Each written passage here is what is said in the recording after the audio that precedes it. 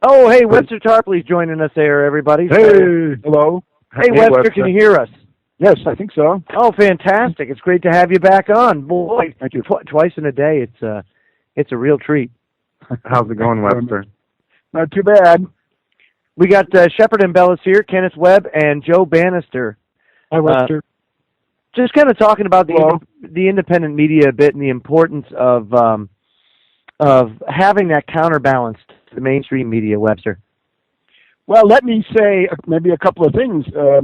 I think that what we've seen over the past year, since the Bilderberger group of last year, is the complete failure and breakdown of what used to be called patriot media or libertarian media, the area that generally supported Ron Paul and has now switched to Rand Paul. And this was always deeply problematic, but you could say that as long as these people were fighting something like the 9/11 big lie, right, the official story on 9/11, they were having a positive social function. But now they've tied themselves to a faction of the Republican Party, that is to say, Ron Paul. And as that has degenerated, and as that has become more and more obviously a power play, right? Ron Paul supporting Romney, Ron Paul then, Rand Paul endorsing Romney openly, and now Rand Paul allied with Mitch McConnell and Ted Cruz. Ted Cruz's wife, of course, is from Goldman Sachs. Everybody should know that to put him in perspective, right? And that Mike Lee, that entire clique. What you're left with is that entire thing is being sucked back into the extreme right wing of the Republican Party, and all the positive social role or political role that it could have played, all of that is gone. And what you see is that the people who were the great lights of patriot media, libertarian media, they're really competing with Breitbart. They're trying to be the new Breitbart. They're trying to get on Matt Drudge. They want Matt Drudge to like them. They want Drudge to prefer them to Breitbart. They're trying to get on Fox News every now and then. So this has become a real serious problem because all of those people are getting convoyed back into the Republican Party. That is why I think something like Unbound Media is important as a laboratory to find a way to maintain an attitude of very radical criticism towards both parties, both Democrats, Wall Street Democrats, and reactionary or fascist Republicans, because that is what you now seem to have, and it's an effort, obviously, to maintain an independent position. But I would urge people to do it.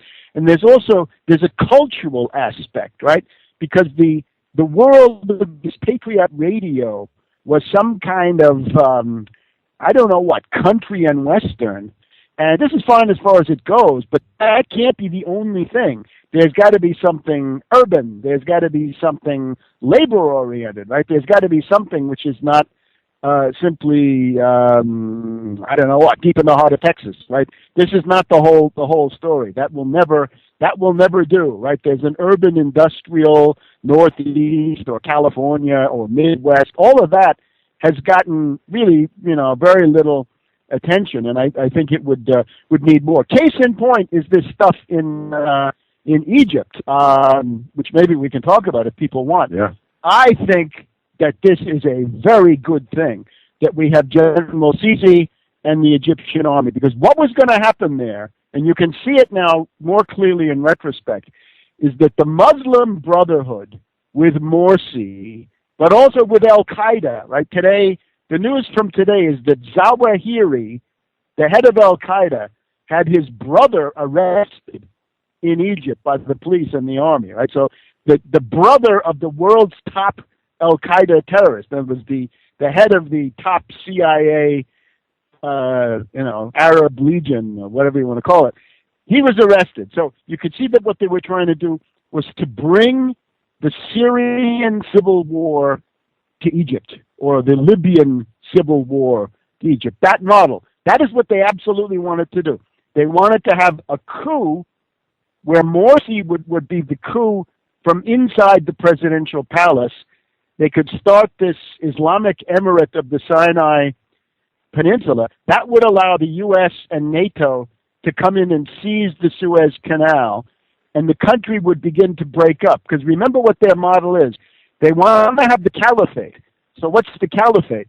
The caliphate is one supreme boss who sits above it, and then you have these emirs, right? So everybody can be their own emir, right? Egypt could fall into 20 or 50 emirates, right? And the Sinai could be one of them, right? There are emirates functioning in northern Syria right now, several, more than one.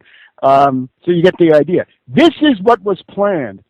And it looks to me like General Sisi was able to beat them to the punch. In other words, he preempted them. He saw what was coming.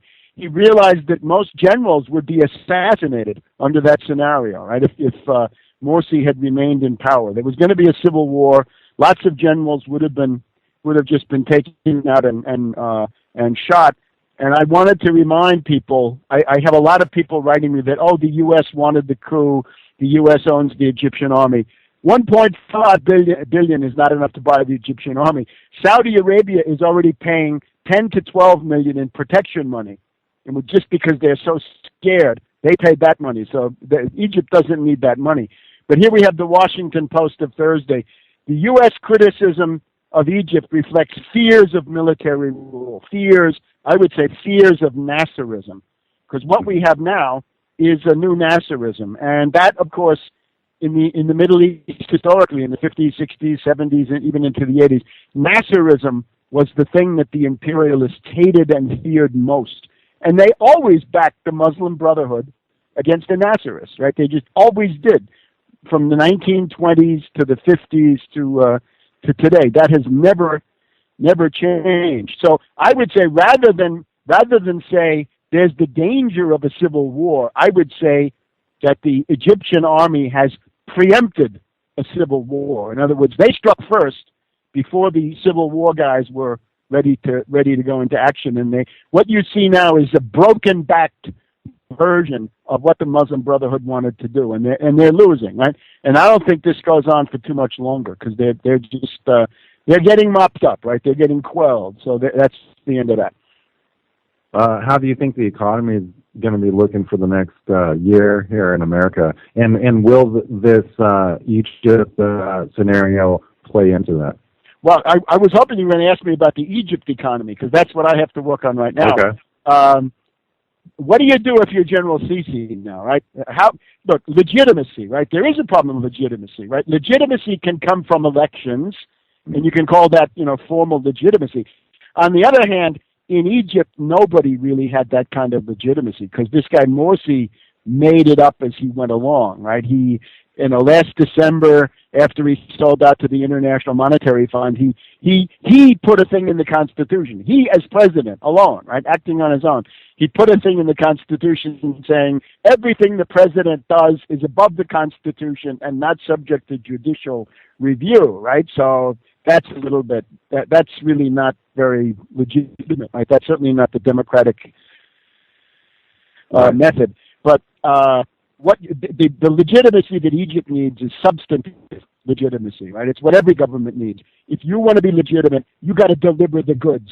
Deliver the goods means a government is responsible for rising standards of living, full employment, health care so people live longer lives, improved standards of education, the full array of material and cultural progress that anybody in the world would need. And I would urge General Sisi to think about that, right? He ought to think about a program for 5 million jobs. The official unemployment in Egypt is about 3.5 million, but that's a low ball. That's way too small for a country that's high. It just means that most people are not in the labor force. So minimum 5 million new jobs in, say, 6 months, 4 million new homes, right?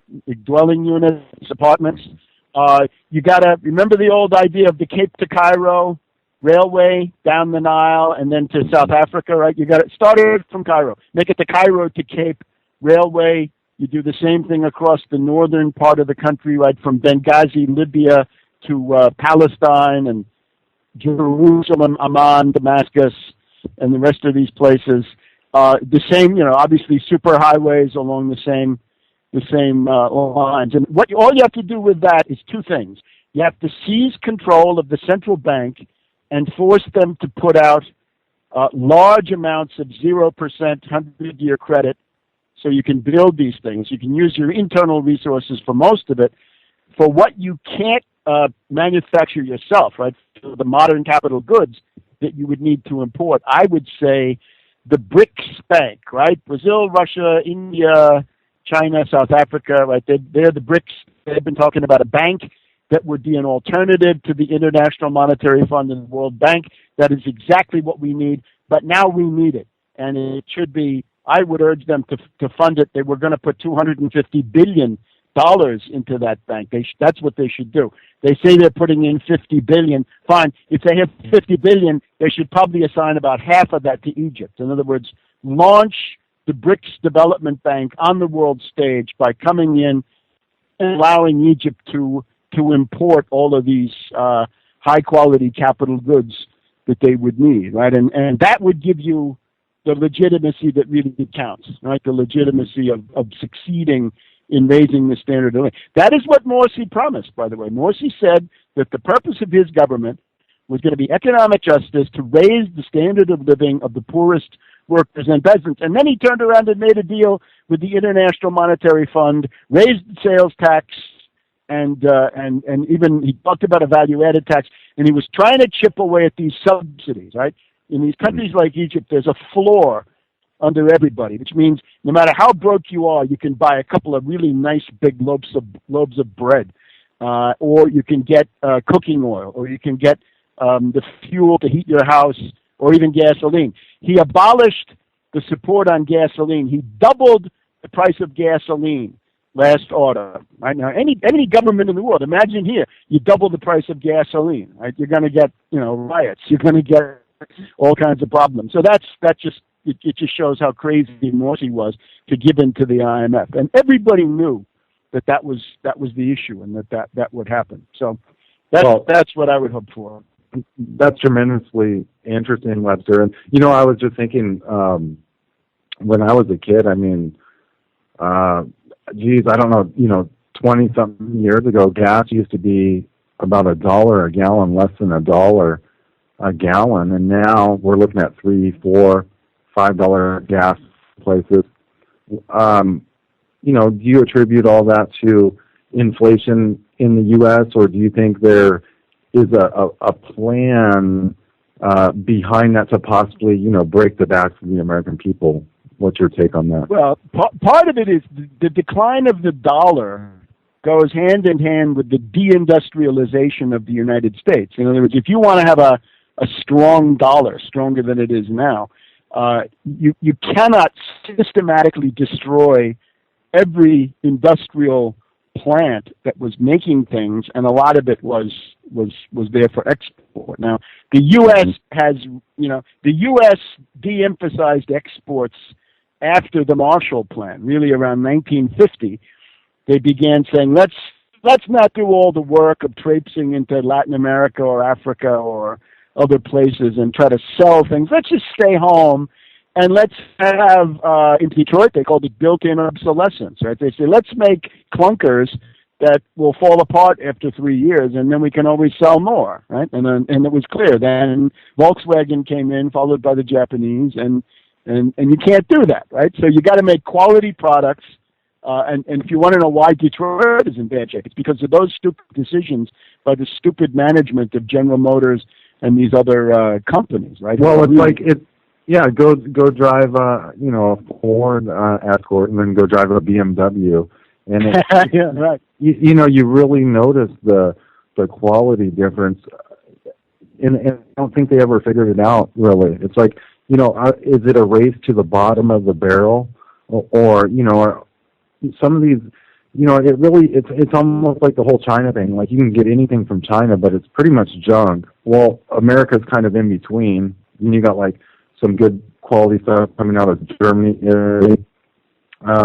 and it makes you wonder why a lot of times American engineering just isn't superb. What's your take on that, Webster? Well, it has to be revived, right? It has to make a comeback.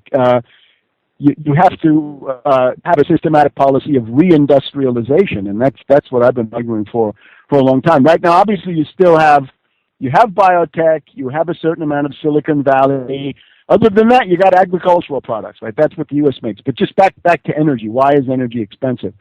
A lot of it has to do with the devaluations of the dollar over many years, right? There were formal devaluations in the early 1970s, right? They were, Nixon, right, is the worst of all of these people, right? Under the Bretton Woods system, there were fixed parities and there was gold settlement, not a gold standard that you don't want, but gold settlement, meaning that among central banks, among countries, there would be, from time to time, there would be, settling of accounts in gold as needed, right? And the problem is the U.S. was always running these deficits. The way to get out of the deficit is to have an export campaign, but they never really wanted to do it. The other thing, though, that I would stress lately is derivatives, right? It is this question of speculation, because if you want to know what drives up the price of gasoline right now, it's this unbelievable speculation with derivatives, right? When you've got virtual barrels, you've got the real barrels are relatively few. The virtual barrels are unlimited. And you can still, on the ICE exchange in London, you can buy long and never take delivery. And in other markets, you can sell short something that you don't have. In other words, you could naked shorting of other commodities, other stocks or things like that they want to drive down. This is in one of my proposals here that it would be important, first of all, to ban certain forms of derivatives. They should just be outlawed. The collateralized debt obligation in any form should be banned, outlawed. Remember that derivatives were banned in the United States from 1936 to 1982 under the Commodity Exchange Act of the New Deal. Derivatives were outlawed. Yeah. Well, stupid Reagan brought them back in 1982, but they were so smelly that it took 20 years to rehabilitate them, and the final rehabilitation was thanks to Clinton, Rubin, and Summers. Right? Well, look at what they got now, Webster. They even got a weather derivatives market. I mean, you can basically go bet on the weather. You can now then geoengineer something and make money on it. I mean, how cool is that?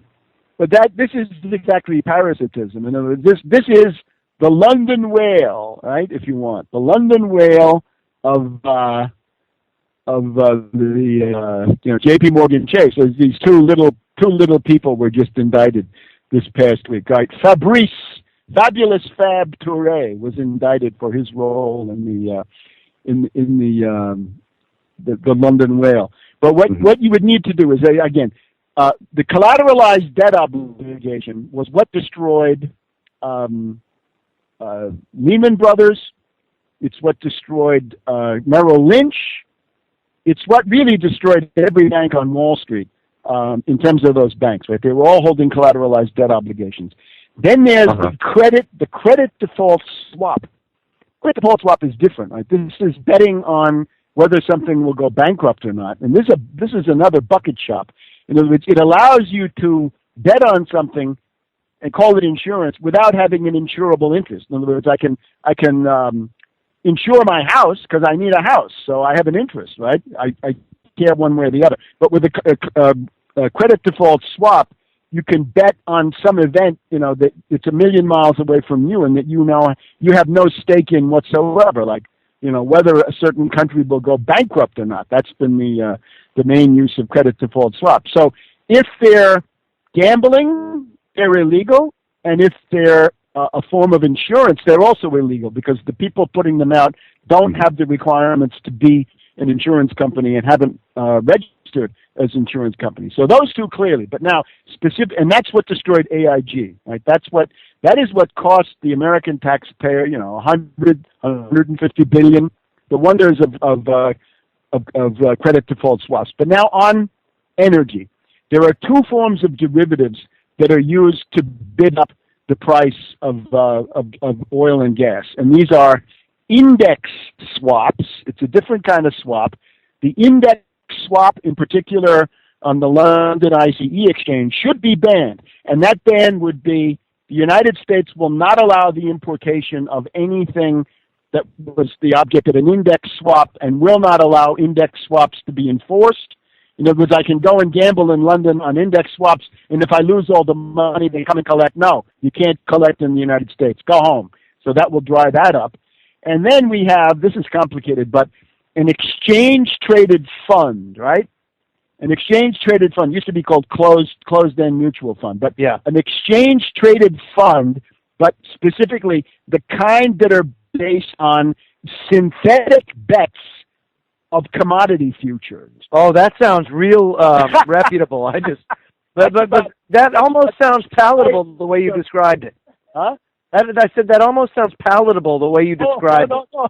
The exchange, this is absolute poison. This is like plutonium. It's an exchange-traded fund that's based on synthetic bets involving commodity futures. So those would be banned. If you look at the evolution of the price, you'll see that in the summer of 2008, the price of a barrel of oil reached about $150 a barrel, remember? And then the bottom fell out in New York. Yeah. Right? Everybody was on the verge of bankruptcy. And as the stock market fell, well, all that meant was that everybody was selling assets, right? Every zombie bank, every hedge fund was massively selling assets to get cash because they thought the assets would go down, but also they needed cash, to stay alive, right? To pay their commitments, right? To make, to balance the books at the end of the day. Right. And it went down to about $30 a barrel. So from 150 to 30. And that just shows you that the amount of speculation was, 120, maybe 100 to 120. I don't know all of that, right? Maybe it overcorrected. But certainly there was $100 of speculation. And that would mean you've got to figure it out, right? Of every dollar you were paying at the pump, if you were paying $5 or $6 a gallon at the pump, you were paying $1 to Goldman Sachs, $1 to Morgan Stanley, $1 to J.P. Morgan Chase on what you were paying. In other words, they were skinning you alive. They were peeling you like a lemon. And then once it reached bottom, the speculators looked around and they looked at Bush and then they looked at Obama and they said, will Obama do anything to shut us down? And then they looked at his appointees and they said, no, we can get back to work. And then after that, it started climbing up again to where it is now, about 100, right? Right, yep. So that's Webster, it. If you don't like those prices, smash the speculators. And that's my bottom line is always fight bankers. Fight bankers, fight bankers. Don't waste your time fighting Webster. Anybody else. Fight bankers. So Webster, why do we support the banks? I mean, why do I even take my paycheck? People. Why French, Webster, you didn't know that, did you?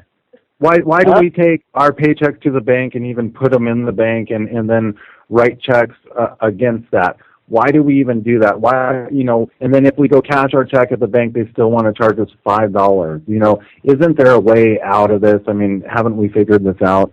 What should we do? Well, there's a traditional model of commercial banking which can work very, very well. It requires a completely different mentality. Let me say, one of the best things going on in New York City right now is the campaign of Randy Credico in the Democratic primary, and then after that, we hope after Tuesday he'll also be on the ballot for the Tax Wall Street Party. His main demand is a 0.5% or 1% Wall Street sales tax. Here's the problem for a banker right now.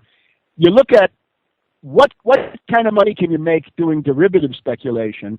What kind of money can you make building, plant and equipment and hiring people and manufacturing something, right? The rate of profit on the rip-off speculation is greater. The playing field is tilted in favor of speculation. One of the things is if you go and manufacture something and you want to sell it, the person who buys it has to pay a sales tax, right? And you're going to be taxed all the way through what you're doing. Whereas if you get a screen and start speculating, you can do 1 million trades a second, and there's no sales tax. You don't pay anything. So that means the whole playing field is tilted, right? This fundamentally corrupts and skews the banking system, right? You got to tilt that back. Yeah. That's where Wall Street sales tax comes in. Well, Then you have it all. to say to bankers, look, you want to be a banker, your job is to be a commercial banker to provide investment, productive investment in plant and equipment and the hiring of new productive labor to make goods, commodities, tangible physical production. There's nothing wrong with fractional reserve banking. And matter of fact, that's good because you want to generate credit, right? You want to have credit for industrial and agricultural purposes coming from a national bank into a commercial bank. The commercial bank should not, hoard that money or do whatever. The model of banking we have right now is actually the Austrian school model of banking. It's what von Mises and von Hayek write about. They want banks that do not do fractional reserve lending. They just speculate for their own account, and then they rip you off with fees. Right? That's the model of banking we have right now. So you've got to, I'm afraid the only way to do it is the money-centered banks. Right? It probably means the first 7 or 8 banks have to go through. For most of them, Chapter 11. I'm afraid for some of them, Chapter 7 bankruptcy. So whatever process, you got to wipe out the derivatives.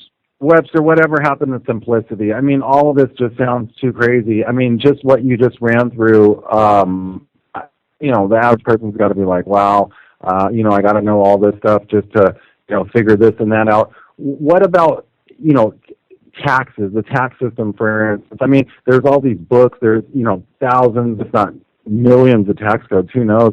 What, why not just do something simple like flat across the board? So, Whoa! I know what. Okay, Webster, here we go. I'm a millionaire, and today I go out and buy a whole house full of furniture. I buy one Ferrari, and I eat dinner out, and hey, so I get taxed a certain percent. Well, okay, I'm a poor person. I'm in poverty. I buy one McDonald's hamburger today and one T-shirt. Okay, I get taxed the same percent. Why can't the system just be simple like that? Something that's simple that people could figure out. Look, the first thing I would say is I would warn the Republican Demagogic Party tries to get people based on the fact that a lot of people are sincerely bewildered and frightened by the complexity of the modern world. In other words, it's essentially, complexity is not the issue. I think this is a very misleading way to approach the problem. If you want to take taxation, the reality of taxation is this. There are 3 kinds. There's regressive, there's proportional, and there's progressive. What you call, regressive is, that would be everybody pays the same amount. Does that sound fair? Everybody pays $500. Yeah, wait a minute. There's a millionaire who won't even notice it. He spends that much every day for lunch or for coffee. So why not make it a percentage? Yeah, because that's still regressive. That's still regressive. That's the secret is that proportional is regressive in effect. Because what it does is, what are you cutting into? If you're charging, say, 10%, you say, oh, that's equal for everybody. That's wonderful. Well, wait a minute. You're cutting a tiny bit of the luxuries of the rich. Right. You're cutting a lot more. Okay. Wait a minute. You're cutting the amenities of the middle class. The amenities of the middle class, like, can we have a bottle of wine tonight? Can we go to the movies, right? And above all, you're gouging the necessities of the poor. Because when you get down to the poor, the whole budget goes for necessities and nothing but. There are no amenities. The rich, Webster, say, well, it's an incentive. It's why we need tax breaks for the riches, because it's an incentive if you do well, or it's an incentive to do well. Why not tax them more then? And tax people that don't have money a little less, free things up. No, I don't propose increasing taxes on individuals at all. Right.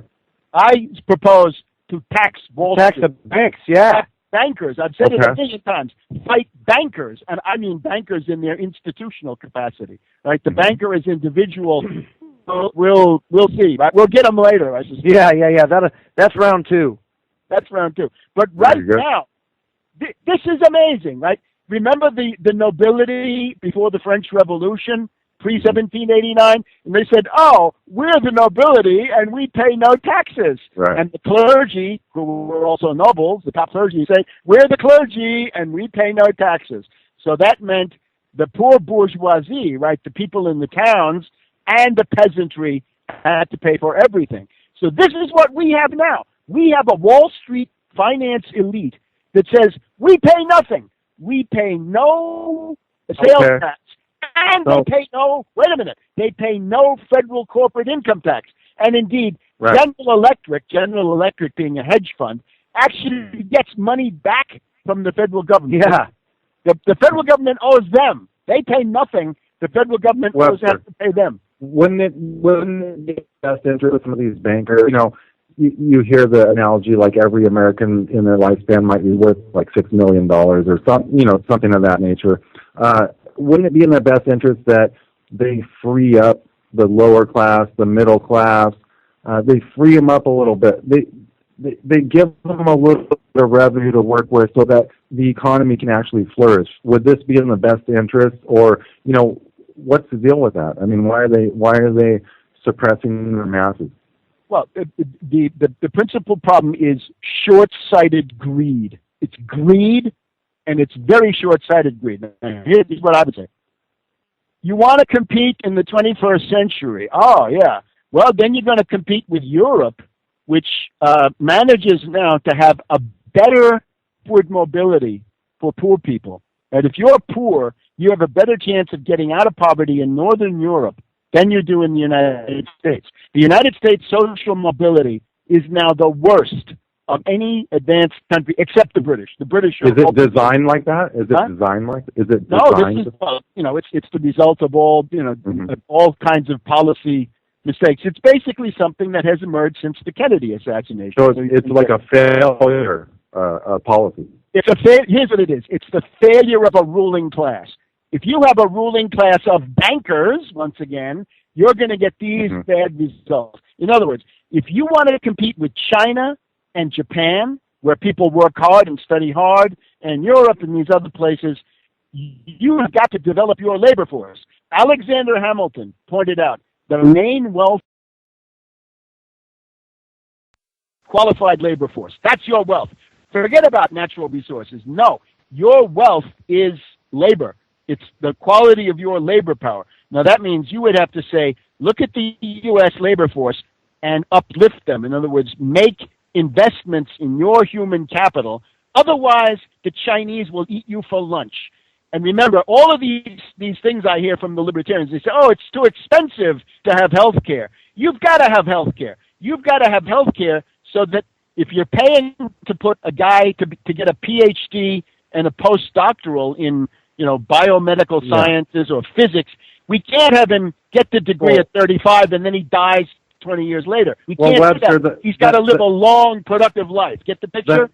The healthcare, it's almost like they're just charging too much straight out from the get-go. I mean, you go to the hospital or to the doctor, and it's like you just sit there, first of all, for like 2 hours, and it's like they don't even notice you. It's like if you were dying, you'd already be dead. And then, you're in this waiting room. They kind of make you feel like, they're your master. You're just kind of sitting there. You got to fill out this paperwork. You're susceptible to them. They kind of treat you strange. Then they do a couple things you basically could have diagnosed yourself, and then they're taking some x-rays, and the next thing you know, they're charging you $5,000 for, a 2-hour deal that they basically made you just sit there the whole time. In that case, what do you make of this? You better sign up for Obamacare so you get some of that paid for. Here's the thing. The only kind of society, historically, that can afford the kind of health care that we want, right? If you're in the United States today, you have an idea of what healthcare should be and the availability, which should be universal, right? The only kind of society that's historically been able to afford this is an advanced industrial society. In other words, a society that produces a social surplus which is big enough to invest in those hospitals, nurses, doctors, laboratories, research facilities, and all the rest of it. What you have in the United States today is no longer an advanced industrial society. Right. This is a junk heap. It's a service economy. It's a post-industrial society. And, of course, you can't afford it. In other words, the reason it's so expensive is that the absolute profit of the society is no longer enough to finance that whole area of services, right? Because the trick with medical care is it is essential for the quality of your labor force, but it is not in itself production.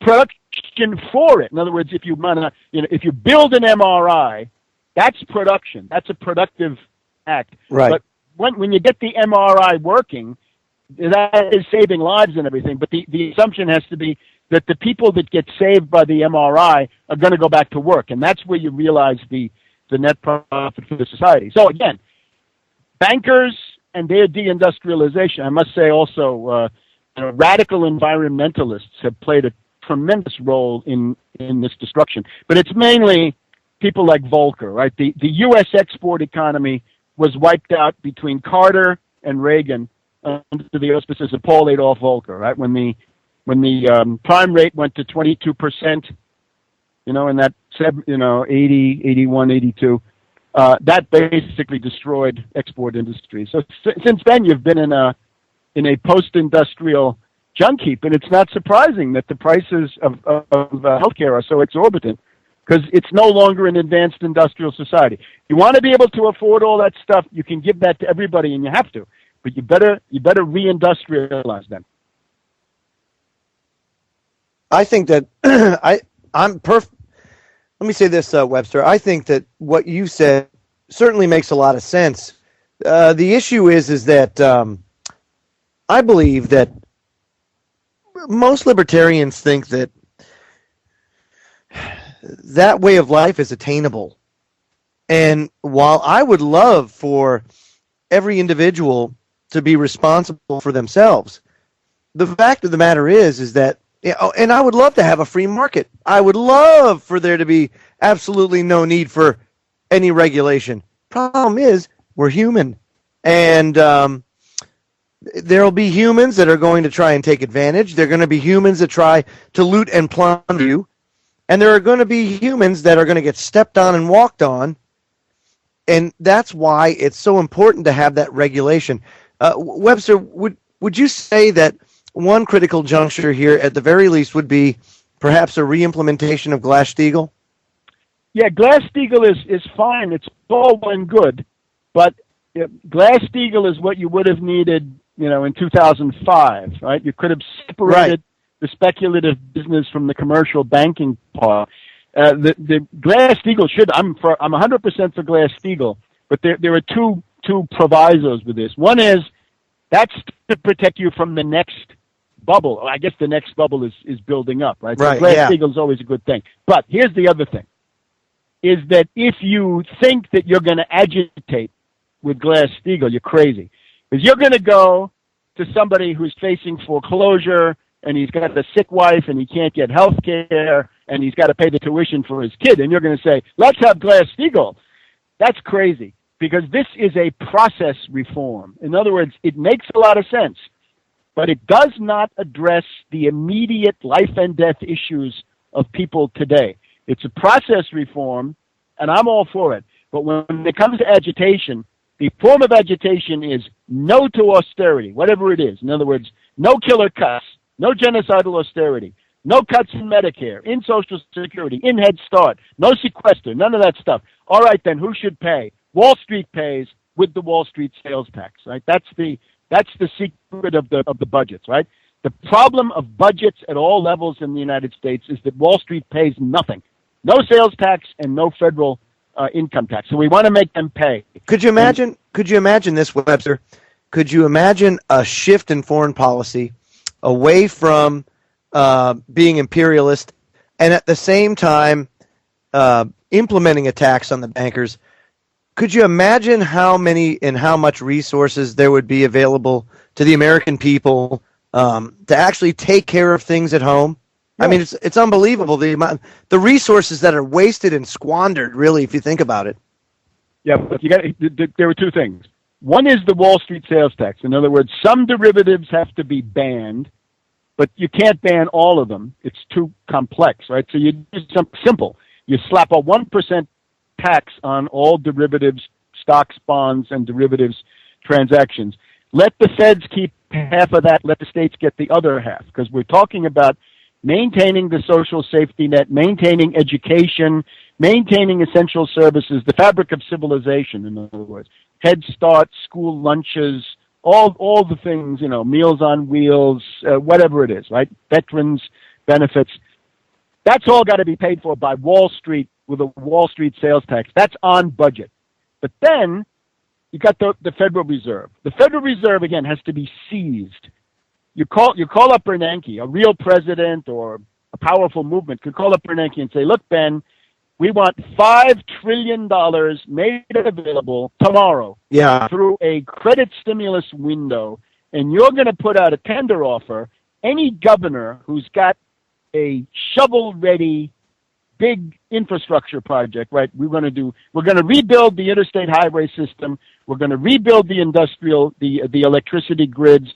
We're going to rebuild the canal systems, ports, water systems, sewage systems, right? All of that stuff in the Northeast it's just crumbling. 150 years it's crumbling. Old, right? Old infrastructure happening, right? Right. But just one example, right? I was on Capitol Hill the other day. Capitol Hill newspaper says that because the Panama Canal is being widened, we're going to have to address the problem of the railroad tunnel that goes underneath the dome of the Capitol, right? You know this. There's a railroad tunnel underneath the House, the Senate, and the Capitol. But the problem is it's not big enough for the new containers that are going to come off the Panamax under the new expanded Panama. Anyway, so this is the Wall Street sales tax.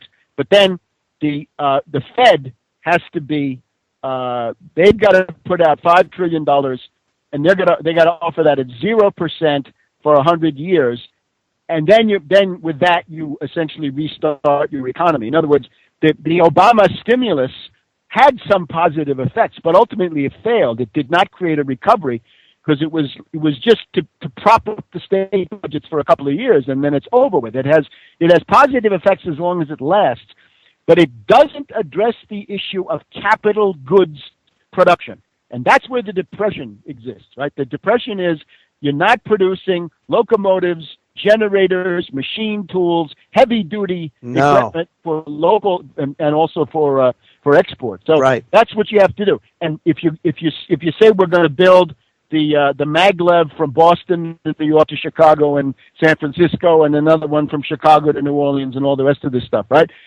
That's where you get into the heavy-duty capital goods production, and there you get a sustainable recovery. Plus the national bank, right? The Federal Reserve becoming a bureau of the Treasury can simply continue to finance that, forever, right? Because that's what they should do. They should finance industrial development, not speculation, not financial services, right? You got to prove, before you get the loan, you got to prove that it's one of the approved categories of lending, and that means it's got to be tangible, physical production. If you're a farmer, a miner, if you're making something, right, then you can get it. I mean, these are all fantastic ideas, Webster. How do you go about getting them implemented? How do we go and nationalize the Federal Reserve? Right now, the focus, obviously, the nationalization of the Federal Reserve. We've done two campaigns, and I'm talking the United Front Against Austerity. Elizabeth Warren has come along with a proposal, which is the first thing coming out of the Congress that I can remember, I mean, in my lifetime, that I know of anyway, where she's talking about a partial nationalization of the Federal Reserve. And it was this. It's the Bank on Students Act that she brought out in May, and it said that from now on, for a year, it should be longer, but at least for a year, the interest rate on the federal Stafford loan, student loan, right, for college kids, goes down to 0.75%. So it was, when she made the proposal, it was 3.4%. It's now up to 6.8%. There are proposals to change it. We don't need to get into those. But she said, no, don't mess around with that. Get down to 0.75. Where does the money come from? She said, money will be provided by the Federal Reserve through the discount window. In other words, if I'm a zombie banker in real big trouble, I can go to the discount window and get money at 0.75%.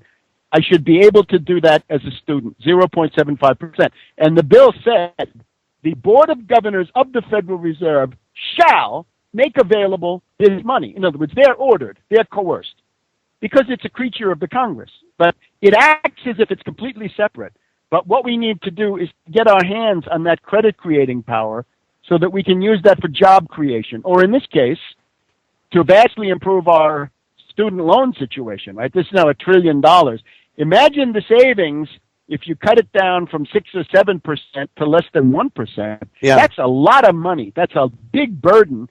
It's not ideal. This is not my idea of a complete solution, but this is a big step in the right direction. And above all, it has this idea: you force the Fed to do what is socially necessary, not what the banks want.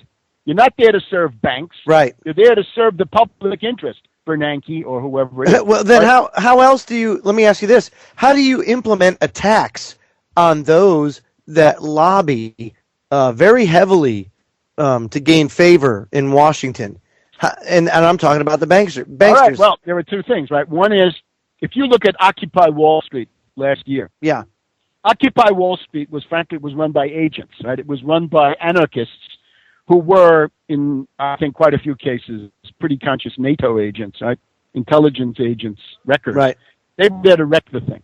And they came up with this stuff about, oh, we're Occupy Wall Street, and we have no demands. We don't want to have any demands. Demands are bad. We might then we'd be co-opted. Our program is to be in the park and to defecate in the park and get everybody to join us in the park. It was actually crazy. It was pure anarchism, right? That the entire society would come and join them, and then that would be some kind of utopia. It's crazy, right? No working family could even dream of such things, right? It's absolutely nuts. But suppose you had real leadership in Occupy. You could have held the Congress at gunpoint. You could have said to them, we want 0% interest on student loans, and we want a 1% Wall Street sales tax to pay for it, or some other system, right? That could have all been done in the autumn of 2011. It was, you could have had it. If they had one or two demands, preferably one demand, they could have forced the Congress to pass it. Okay, that would have been one way to do it. The other way to do it, of course, is what we're doing now.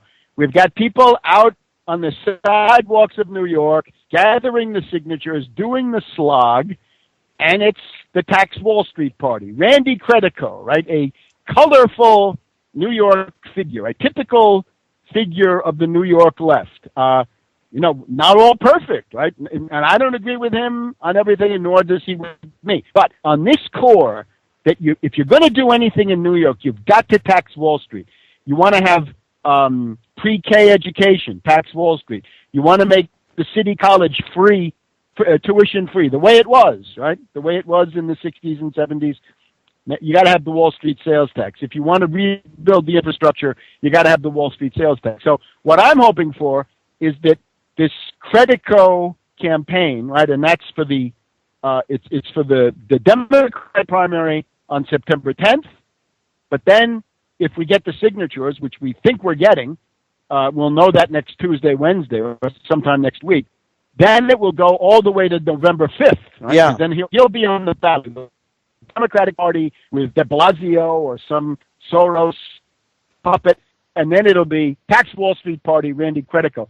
I think that will put the Tax Wall Street Party on the map. In other words, Tax Wall Street, people generally don't know that Wall Street isn't taxed. And the average person, when they realize that Wall Street is not taxed, they get so angry, they say, well, those bums should pay what I pay, right? If I pay 8% sales tax, that's what they should pay. And indeed, there's a case to be made for that. And I don't want to be seen as, trying to cool that ardor. I'm proposing 1%, right? There are people in the Democratic Party who are proposing, 1/100th or 1/1000th of 1%. I think that's pathetic. By the way, there is already there's a tiny tax. There's a tax of about, 12 1,000ths or something, which finances the Securities and Exchange Commission. But that's only on stocks. If that were on derivatives, that would get you somewhere. Holy moly! Yeah, I mean derivatives. What are they up to now? Like 1.5 quadrillion? My estimate has been about 1.5 quadrillion. I haven't been able to find time to revise that. It might be 2 quadrillion. But then remember, that's a snapshot. What's in existence at any given time? If we want to look at turnover, there are indications that the yearly buying and selling of derivatives, right, in the course of a year, that gets up to 5, 6, 7 trillion. So all we want is 1%, right? Just 1% of that. I could go for that. How can anybody be against it? How can anybody say no? You can tax anything, right? That's right. Shepard was saying you can tax the bread of the poor, but no, you can't tax the derivatives of the predatory zombie bankers. Well, I for one think that we definitely need reform in this country. That we definitely need to look at where we want to go as a people. And let me tell you this too. I can't see any harm in investing in infrastructure. I just can't. I think especially as tired and degraded as ours is, we really need to put a focus and an emphasis on that if we're going to advance. Absolutely. And the other thing too is we definitely do you think we're too far gone to change the posture back to a production-based economy? No, I don't think that for a minute. I'm optimistic. I just want to see people fight. I think the American people are not to be counted out. I think that would be wrong. And if once you do that, then you get into horrible consequences also for yourself. No, the American people are still to be heard from. Right? Have not thoroughly awakened. And you look, what do they got to choose from, right? You can choose between Rand Paul, Noam Chomsky, the anarchists of Occupy Wall Street, Obama. No. They've got to be given. We got to do everything to give them a real choice that they can be aware of. By the way, there's a world consensus that infrastructure gets you a recovery, and it's based on the New Deal, right? It's based on the Tennessee Valley Authority, the Rural Electrification Administration. Mm-hmm. Just one example. The building of the Tennessee Valley Authority, right? Oh, it was communism. It was socialism. Oh, my God. That is what brought modern life to that whole area of the South. And one of the things it meant was that when the time came to have nuclear research, the United States had as much electricity in the Tennessee Valley alone as all of Germany. So the Tennessee Valley was beating the entire German economy in terms of electricity production, right? So these are assets that you need. One of the things that's most disturbing right now is there are movements, for example, in Europe, right? Beppe Grillo, if you followed this, right? The 5-star movement of Italy. Yeah. This is a group of lunatics, right? He is supported by the State Department, by Goldman Sachs. He is an absolute degenerate, right? And I'll go on and on about him. But the main thing is he's against all infrastructure. He says there's a plan to build a fast rail from Turin, Italy to Lyon, France. And that's part of a trans-European freight corridor. From the mouth of the Congo River all the way into the interior of Africa, and then all the way up to the junction where the Blue Nile meets the White Nile at Khartoum, which is, if you've ever been there, there's a Hilton Hotel right there where they come together.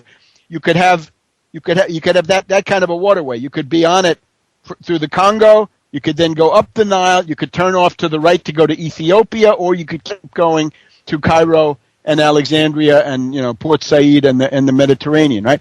In other words, that there's a backlog of stuff in terms of the great projects of infrastructure, and all of that can be done using this notion of 0% credit. You could do that through the Export-Import Bank. There's a good one.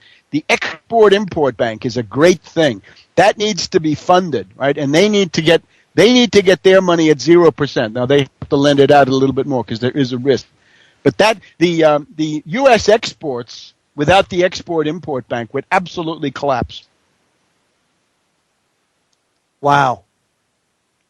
So they're all simple things. There's nothing oppressive about that. There's no exploitation. It's just that you can't have a government that's indifferent to economic progress. You've got to promote economic progress. That's the responsibility of government.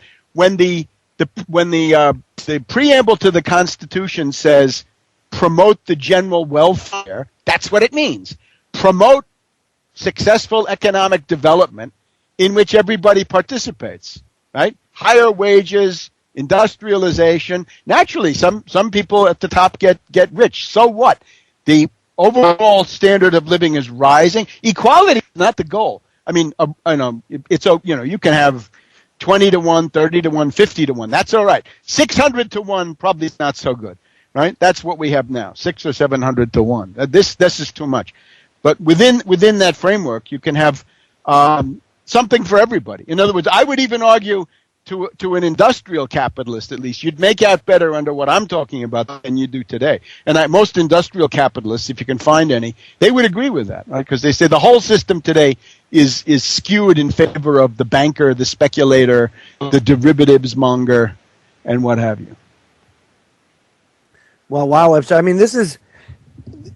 I personally am a fan of going after the banks. I think that it is certainly one of the major, if not the number one focus that we need to focus on, simply because they're the ones with the ear of Congress. They're the ones that line the pockets, and they're the ones that are doing the damage and the looting and the plundering. So anything that we can do to pump up and support, that movement, the United Front for Austerity, just let us know so we can plug it on the air. It's the United Front against austerity. Against austerity. Yeah, right. Yes, that's the counter against organization. Austerity. No, and that's the big worldwide issue. Where do you stand, right? And you look at somebody like Rand Paul.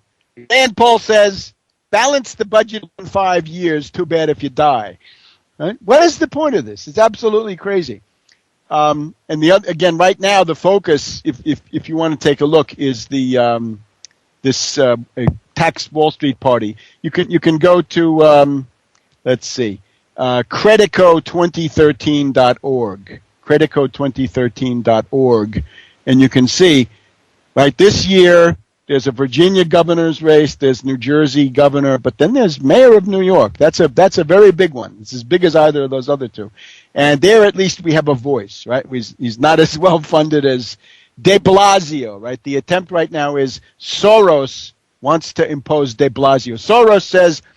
Soros is basically tired of Bloomberg owning the city, right? The Wall Street tycoon Bloomberg, the Wall Street parasite. Soros says, "What am I, chopped liver? I'm a bigger predator than you are, Bloomberg. I want control of the city." So he wants to send in this de Blasio.